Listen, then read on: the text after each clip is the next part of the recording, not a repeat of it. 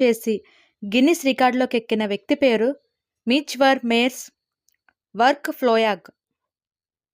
ఈ సైకిల్ మామూలు సైకిల్గానే 2 భాగాలను కలిగి ఉంటుంది. ఇందులో ముందర భాగం ఒక వ్యక్తి సైకిల్ హ్యాండిల్ను ఆపరేట్ చేయగా, వెనుక కూర్చున్న వ్యక్తి పెడల్స్ను తొక్కుతూ ఉంటాడు. ఈ 2 ముందు వెనుక చక్రాలను కలుపుతూ చాలా వరకు అల్యూమినియం పైపులను ఉపయోగించాడు. వీటి మధ్యలో ఎలాంటి చిన్న చిన్న చక్రాలను అమర్చలేదు. ఈ సైకిల్ పొడవెంతో తెలుసా? ఏకంగా 35.79 మీటర్ల పొడవుంది. నంబర్ 3. మీకు తెలుసా, హై హీల్స్ యొక్క చరిత్ర నిజంగా పురుషుల ఫ్యాషన్ నుంచి వచ్చింది. హై హీల్స్ మొదట మహిళల కోసం కాకుండా పురుషుల కోసం వచ్చాయంట. 15వ శతాబ్దంలో పర్షియన్ సైనికులు వారి పాదాలను పైకి లేపడానికి మరియు రైడింగ్ చేసేటప్పుడు స్థిరంగా ఉండటానికి హై హీల్డ్ బూట్లను వారు ధరించేవారంట.